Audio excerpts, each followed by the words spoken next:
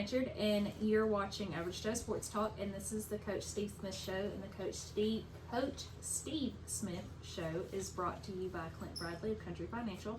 So, Coach, we have had a big win at home, second round of the playoffs. Let's just go straight into it. Plainview, really good football team. They came in here at 10-1. Their only loss was to the top-ranked team in the state. They run the triple option on offense, and that's something that you don't see very often in high school anymore. And they run it well. We've watched them on film, and we really had a lot of concerns about taking away the fullback first, and then making the quarterback get rid of the ball in a hurry on the pitch. And Coach Blanchard and the defensive staff, they come up with a great plan on that side of the ball, and the kids execute it well.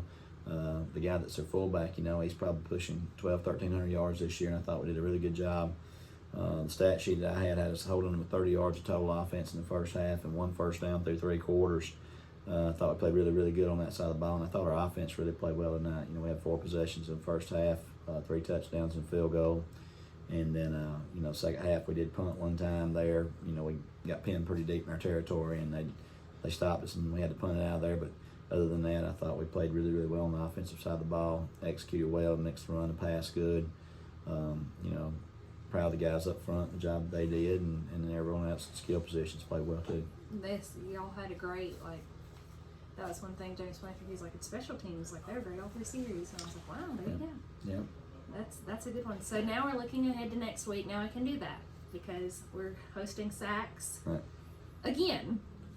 Right. So I know that obviously this is the do or die. This is the part where you lose, you go home. Right. But let's look forward to Sachs. Do we have anything up our sleeves? Not that you would tell me. Sachs is a team that a lot of people have kind of slept on them as the year went on. They won their first 2 games, week 0 and week 1, and then they started our region play with what wound up being the top 3 teams in our region, us, Ohatchee, and Welborn. And they lost those 3 games, and so they were sitting at 2-3, 0-3 in the region. And, a lot of people, I think, kind of discounted them, not even really looking at the schedule and who they had played and who they had remaining. And we told a lot of people that the Sachs team that we played was a playoff caliber team. They hurt us on that first time we played an initial drive of the game that took a lot of time off the clock, and then they had another long drive later in the game against us to where they put it together and executed really well. They got great team speed. And what's happened, they've won 7 games in a row since then. So now then we're playing them again, and they're 9-3. And, they got a really, really good team, and they're skill guys. A lot of those guys got experience last year as sophomores, and this year as juniors. Now they've got 9 wins in their belt. They're playing with a lot of confidence. I really like the way their quarterback, Parnell, plays the game. He's got several weapons at his disposal that can make big plays with the ball in their hands. The line of scrimmage is really good. They got a Bolton kid, 56. This is good offensive, defensive linemen as we see all year long. So, we're going to have our hands full for sure when we play that game. One thing that I feel like Piedmont had 2 back-to-back really explosive plays. Well, I guess maybe they're not back-to-back, but you had Estes with his huge run, and then you had Jakari turn around and run an 80-yard. Yeah. Everyone showed up and showed out tonight. That's one of those things, Coach Matt Glover coordinates our special teams, and they put a lot of time and effort into coming up with the game plan each week.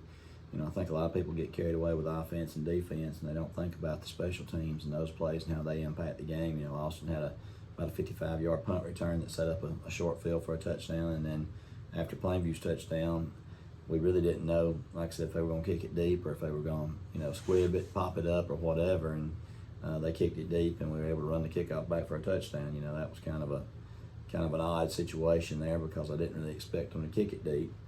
And the kids made a great play on it. I don't know that we even really talked about setting up a return. We just talked about securing the ball in case they kicked the onside or they kicked a pop-up kick or something like that. So good play right there on the kids' part. That was wonderful. Do you have peanut gallery? Yeah, I do, Coach. I know I have a lot of experience playing the same team twice in one season. Right. Did it at Welborn last year. I know it happened with Sachs in recent years, going back to those Leeds games. Right. What special challenges does that present, having to play the same team twice in one season?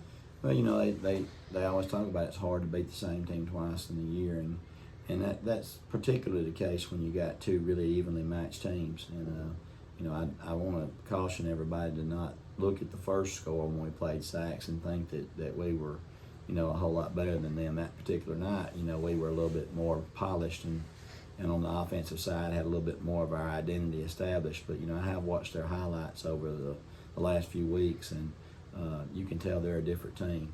And so the confidence level that they'll have coming in here week 13 versus what they had coming here week 2, I don't think you'll see the same team as far as that goes. And in this game, so much of it is mental, the mental preparation and the thinking that you're supposed to be there and the thinking that you're supposed to win. We're down to the final 8 teams in the state, and 3 of them happen to be from our region, which is not really that surprising to me because I've been telling people for a long time there's a lot of quality teams in our region, and us seeing Sachs in the 3rd round is not surprising at all to me, and I know that we'll have to get ready and we'll have to come to play.